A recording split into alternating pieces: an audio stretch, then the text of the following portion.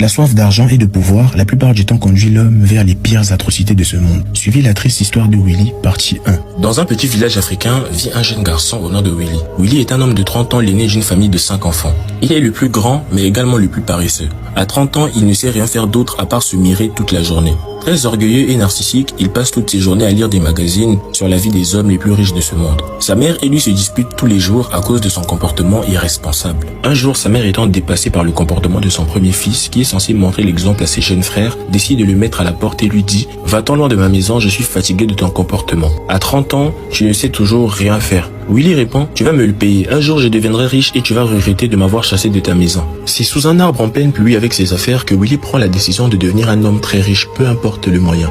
Il avait mis un peu d'argent de côté. Avec cet argent, il prend la décision de partir pour la ville afin d'accomplir son rêve. Arrivé en ville, Willy se heurte à la triste réalité de la vie. Il a nulle part où aller, il n'a rien à manger, et là il comprend que ça ne sera pas facile. Mais malgré ça, il réussit à avoir un emploi dans un chantier en tant qu'aide-maçon. Dans ce même chantier, il rencontre un homme du même âge que lui au nom de Frank. Frank également est dans la même situation que lui. Il n'a nulle part où aller. Par conséquent, les deux hommes dorment au chantier tous les soirs après que tous les employés soient partis. Ce qui crée un lien d'amitié très fort entre les deux. Un soir, après que tout le monde soit parti, les deux hommes, assis autour du feu, se plaignent de la vie car ils avaient rien à manger ce soir-là. Frank dit à son ami Willy, encore un soir à dormir le ventre vide. Regarde ce que nous vivons, combien de temps ça va durer? Willy répond, mon frère, je suis d'accord avec toi, nous avons déjà 30 ans, moi je suis prêt à tout pour réussir. Frank lui répond, quand tu dis prêt à tout, tu fais allusion à quoi? Ensuite, Willy lui chuchote à l'oreille, je suis même prêt à faire des sacrifices. Alors là, Frank lui dit, si tu es prêt, alors moi aussi. Je connais quelqu'un qui peut nous aider. Les deux garçons se déplacent cette même nuit et se dirigent vers un grand marabout. Enfin, arrivé chez le marabout, ce dernier leur demande, que voulez-vous? Willy répond, je veux devenir l'homme le plus riche du monde.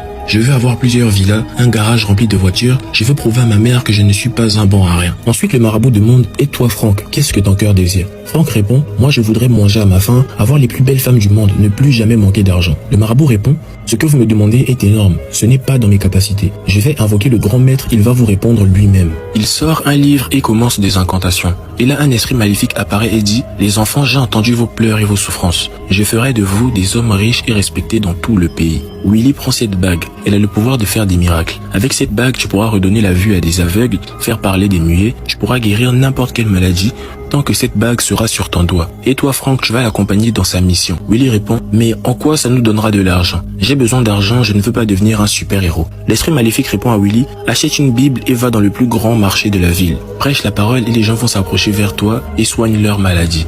Et tu deviendras comme un dieu pour toutes ces personnes, ils te donneront absolument tout. Tu vas construire une grande église avec des milliers de fidèles. Et tu auras l'argent que tu désires et vous pourrez partager les bénéfices à deux. Mais en retour,